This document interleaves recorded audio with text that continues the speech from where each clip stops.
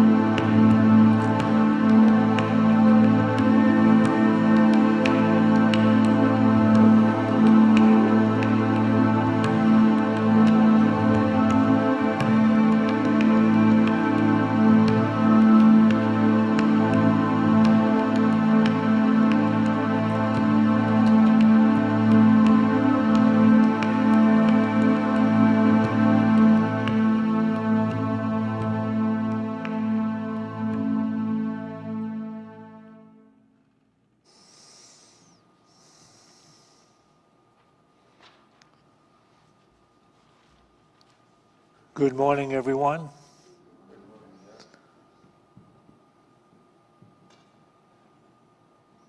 We will begin this morning with one of the most popular quotes from the Bible. Can we have this first PowerPoint up, please? You can read this in the Gospel of John, chapter 8, verses 31 and 32. Jesus then said to the Jews who had believed in him, "If you continue in my word, you are truly my disciples, and you will know the truth, and the truth will make you free."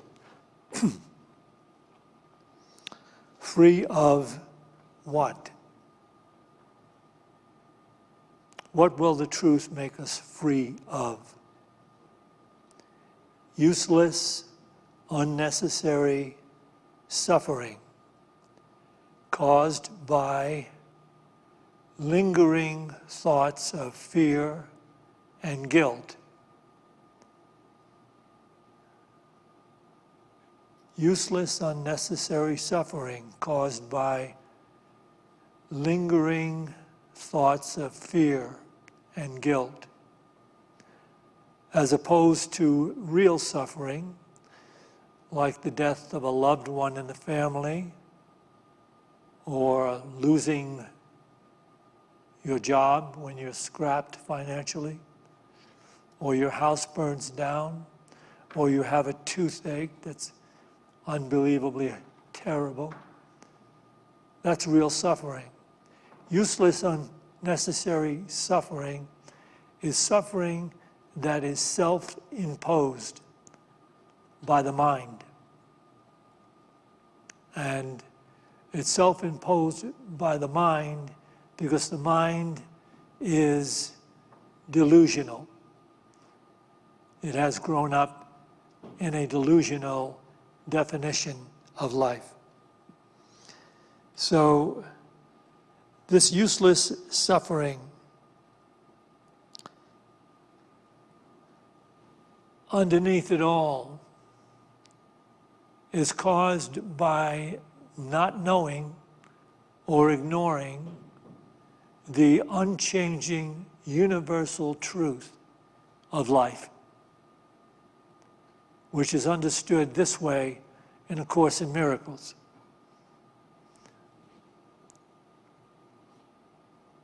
You can read this in the old text, page 289, or in the new edition, page 311. The reason this course is simple is truth is simple. Complexity is of the ego and is nothing more than the ego's attempt to obscure the obvious. You could live forever in the holy instant, beginning now and reaching to eternity, but for a very simple reason. The simple reason, simply stated, is this: the holy instant is a time in which you receive and give perfect communication. This means, however, that it is a time in which your mind is open, both to receive and give. It is the recognition that all minds are in communication. It therefore seeks to change nothing, but merely to accept everything. Right there, everybody who's entertaining the possibility of this being the absolute life-healing, life-enhancing truth steps out of the world. You just stepped out of the world. If you don't, if you have, maybe you have some second thoughts, maybe not, I don't know, this is kind of unity stuff, it says unity, things like that. No. You are either going to embrace this and live wholeheartedly as you have never lived before, or you will reject it because the illusion is still too strongly ensconced. And you may have some investments in maintaining the illusion of being a separate body-mind in a world of separate others. You may have investments in that you think will eventually pay off. I'm sharing with you the truth that makes one free. And it is right there. The simple reason, simply stated, is this. The holy awareness of oneness is a time in which you receive and give perfect communication. This means, however, that it is a time in which your mind is open, not manipulated by your ego-centered thoughts. Your mind is open both to receive and give truth. It is the recognition that all minds are in communication. It therefore seeks to change nothing, but merely to accept everything. To accept everything means to be without preconceived notions of what needs to take place in other people's lives. Preconceived notions that they're missing the point, missing the mark, involved in injustices that have to be dealt with.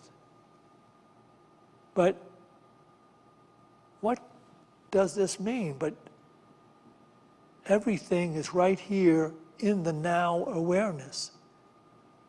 Look at what has happened if you accept that. Judge not, it's over. Judge what? Judge nothing. Accept everything as is.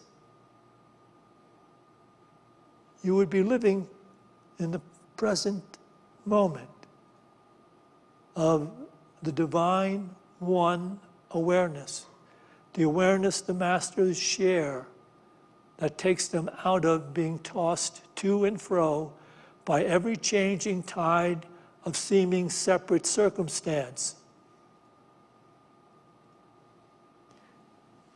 So I'll capitalize on this a little bit as we go along. To live in the now moment, in a moment of absolute peace that comes about through absolute acceptance that expands the awareness to include everything that lives. It makes one holy. You're no longer capable of foisting your illusionary ideas of right and wrong on anyone or anything. What happens then? What happens when we get there? Everything is sacred. Everything is sacred. You can't dump your trash in a river. You can't pollute the air and walk away. You can't carry on in negative feelings and thoughts about others, knowing that you're polluting consciousness. In other words, you say, oh, well, I agree, I pollute consciousness.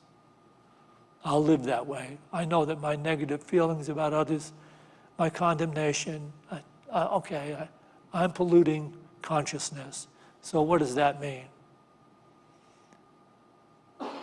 It means you have chosen to exempt yourself from divine joy, peace, love, healing, truth. That's it. You won't hear anything else here from me, ever. You'll never hear anything else. To hear you, to what? Do you go to hear people whisper sweet nothings in your ear? That we're right and everybody else is wrong? Can we recognize today our flawed ego perception, which fragments life, separates everything? Like if you had a mirror and it hit the pavement and shattered into a billion pieces. And each one of those pieces on the pavement is picking up a different tiny piece of the whole picture. And there is your own illusionary body-mind self, supposing it's separate from all of this that the mirror sees. but it only appears to be separate. And it seems to give us the okay to judge the other pieces.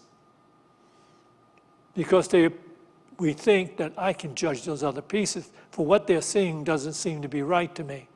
Because my piece sees this, but all these other shattered pieces see something else, part of the whole picture. So I'm judging them, and I have the ability to do that because I don't think there'll be any repercussions about my holding negative judgments about their false point of view, their limitations, their injustices. It will never reach me because we're separate. Take this home. The shattered mirror thought is only an illusion created by your ego-centered conditioning, by the world that Jesus said you have to overcome. It was never shattered. It's all just the way God is willing it to be.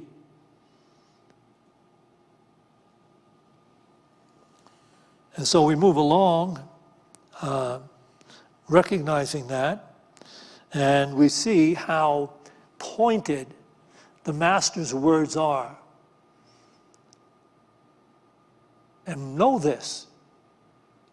This carpenter's son, this young upstart, said, "My words, they will never go away."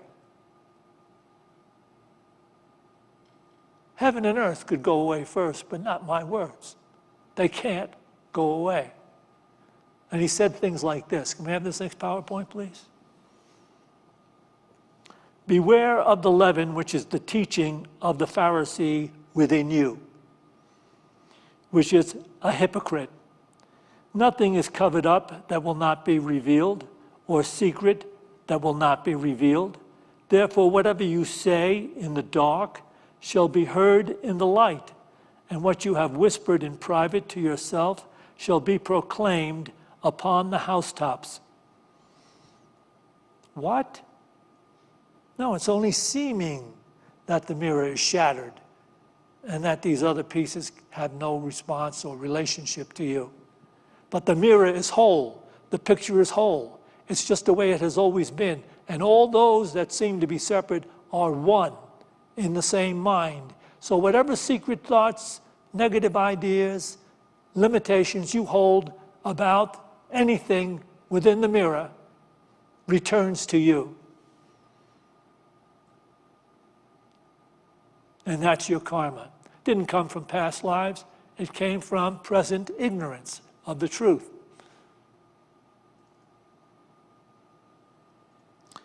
Our fear and blame thoughts, as well as our kind and loving thoughts, affect our state of mind. Our fear and blame thoughts, as well as our kind, considerate, loving thoughts, affect our state of mind.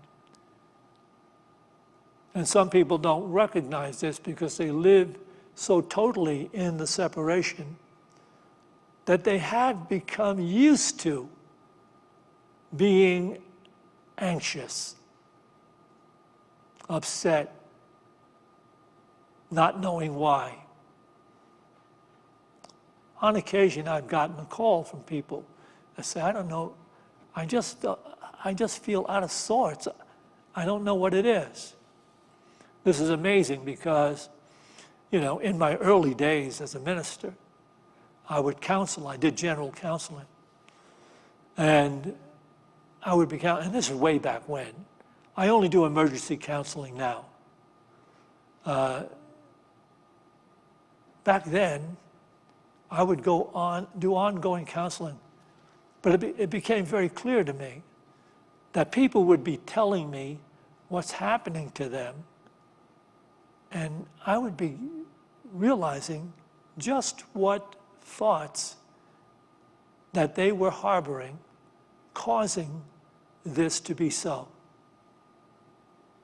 They weren't realizing it, so it became the counselor's objective to lead people to recognize the thoughts that they're harboring that are creating this feeling of isolation, separation, and concern, and worry, and fear, and blame.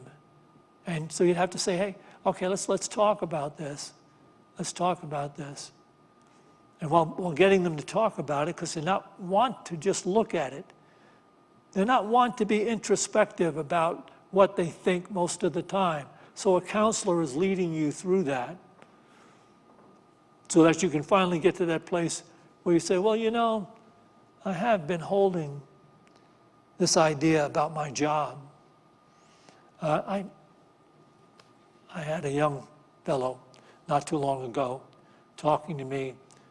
He told me he just couldn't hold a job, couldn't get a job, and if he got one, but couldn't hold it. He said there was always friction. He would say, people are just too stupid to get along. And while he's saying this and talking this to me, I'm asking him questions about his last job. And he said, well, in the last job, what the protocol for that last job, he said, those people just didn't know how to get it done the way it would get done quicker and in the right manner. So I said, but you knew how to do that. I said, yeah, but it wasn't set up that way. These people were trained to do it in a really stupid way. So what it is, it comes down to you hold your coworkers as being stupid, and probably the boss over them as being stupid, because he set the protocol that they're using, and you know it's flawed. And trying to take somebody through that, to see job after job after job, your illusion of being smarter cost you to finally create enough conflict for you to either have to be fired or quit. And that's the flaw in the unenlightened mind. See how clear and focused the teachings of the masters actually are. But how willing is a mind that has been imprisoned by the illusion of separation and specialness? How long has that condition existed that you really think, well, no, being special is, well, I am smarter than those people I work with. I am smarter. I can figure this. I'll figure out how to make life work. I'll get it to work for me. If you want life and you want it abundantly, you're going to go home today, you're going to call the church and say, can I get a copy of the CD of this morning's talk? And don't just order one of them, order a number of them for the people you know. You want to help them. And then send me about $5 million because I want to make a movie about Jesus.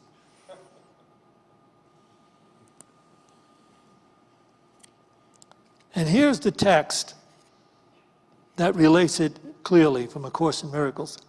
Can we have this next PowerPoint up, please? You can read this in the old text, page 256, in the new text, 276. The miracle teaches you that you have chosen guiltlessness, freedom, and joy. It is not a cause, but an effect of choosing guiltlessness. It is the natural result of choosing right, attesting to your happiness that comes from choosing to be free of guilt. And to be free of guilt, you have to remove thoughts of blame about yourself and others. Just release them. They are not true. Everyone you offer healing to returns it. Because all minds are one, it only appears to you that the mirror is shattered. Everyone you attack keeps it and cherishes it by holding it against you. Whether he does this or does it not, will make no difference. You will think he does.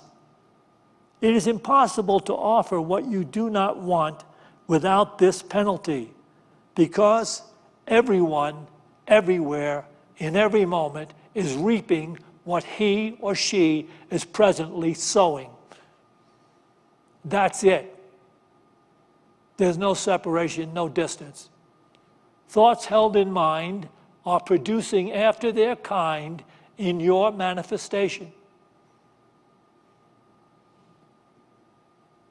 It is impossible to offer what you do not want without this penalty. The cost of giving is receiving.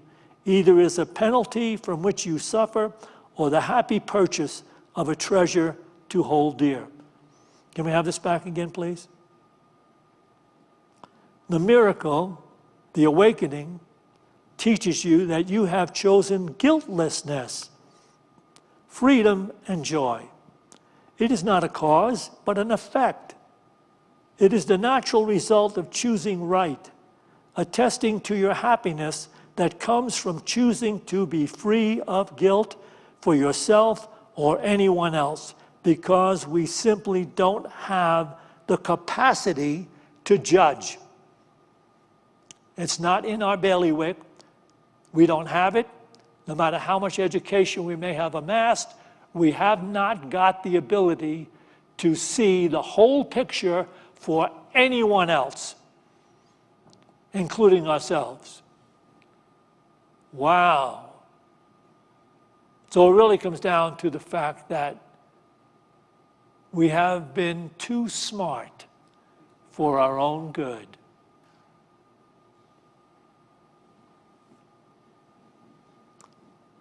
It is not a cause, but an effect. It is the natural result of choosing right, attesting to your happiness that comes from choosing to be free of guilt, knowing you haven't got the ability, the capacity, or the wisdom to judge anything. Everyone you offer healing to, which means you don't hold them in any limited light, returns it to you and cares for you. Everyone you attack keeps it and cherishes it by holding it against you. Whether he does this or not, whether he does this or does it not, will make no difference. You will think he does.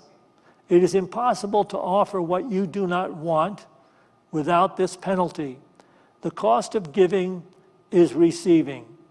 Either it is a penalty from which you suffer, or the happy purchase of a treasure to hold dear.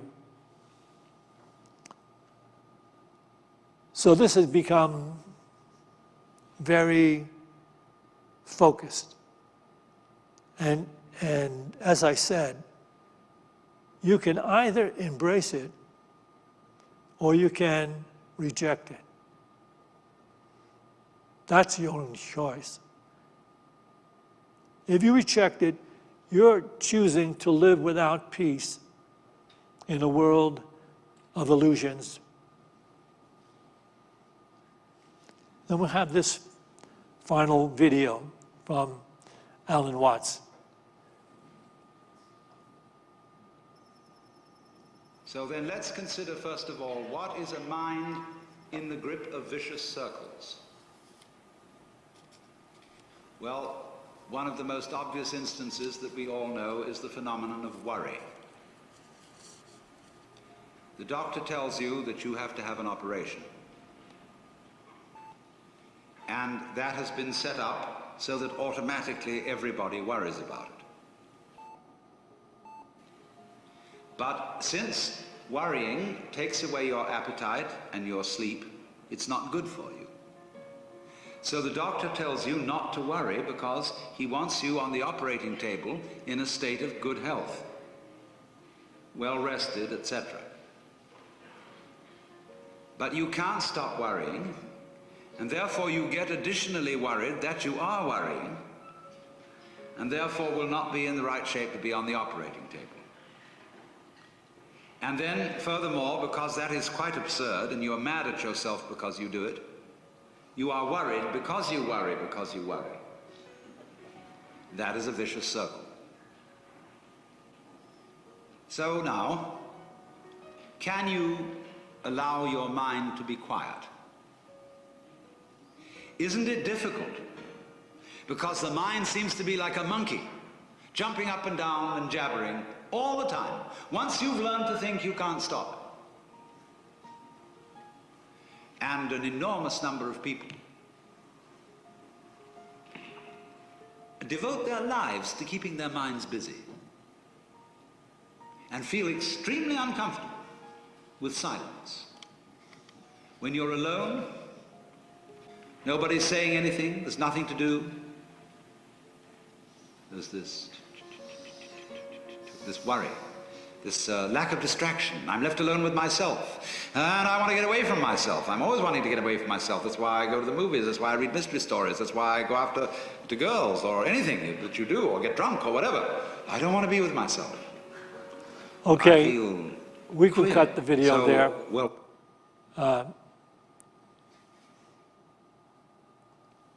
Very simple thought being presented, that if you leave the mind alone, if you allow yourself just to let the moment be, the mind ultimately will become purified of its illusion of separation.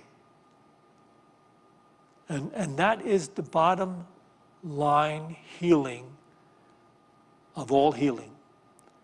When we no longer feel that separation and live in that separation,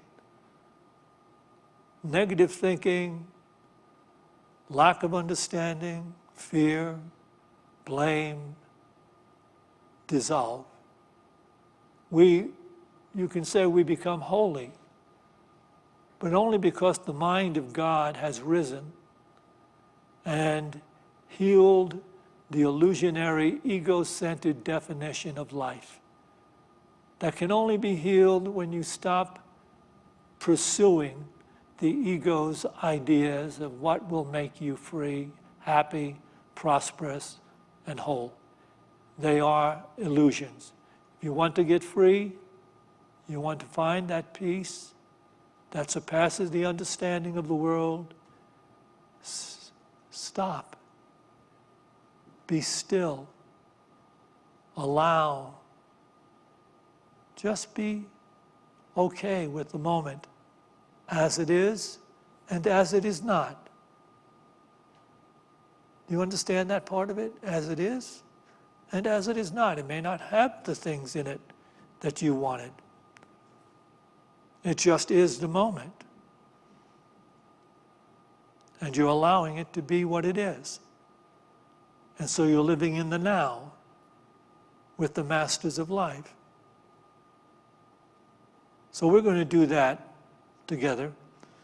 We have the opportunity to really relax and rest in this beautiful vibrations of these Tibetan bowls and allowing them to move through the physical mind-body expression. And then we're going to have a period of silence.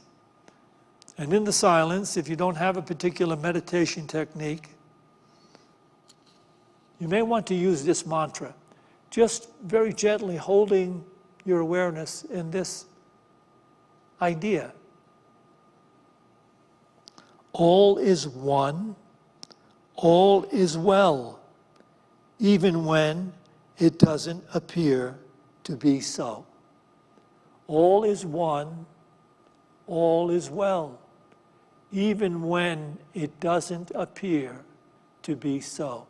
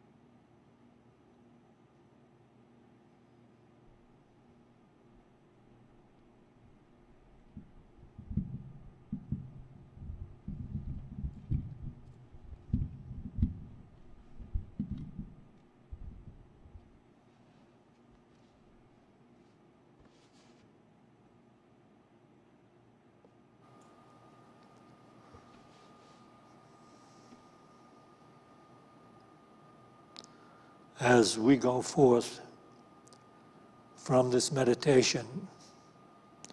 Let us go forth with a greater determination to be mindful in living,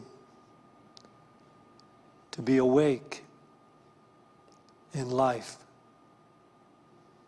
And for this opportunity in every moment to recognize the interconnectedness of all living things, we feel grateful. And to this we say, Amen.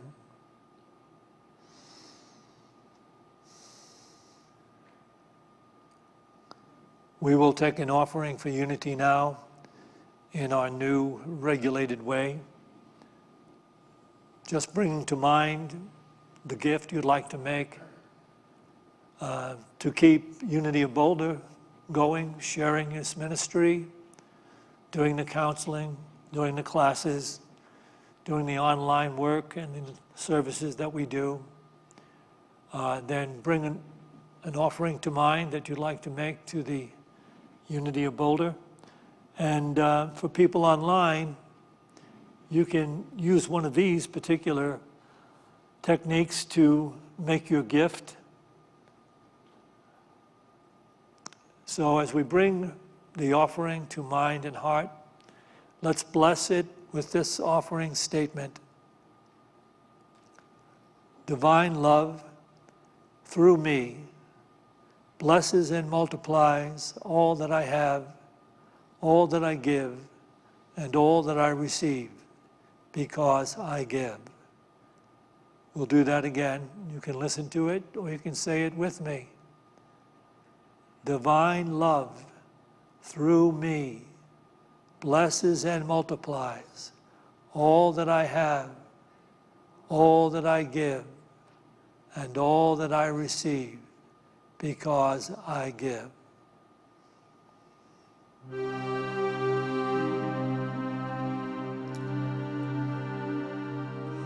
The ocean refuses no river. The ocean refuses no river.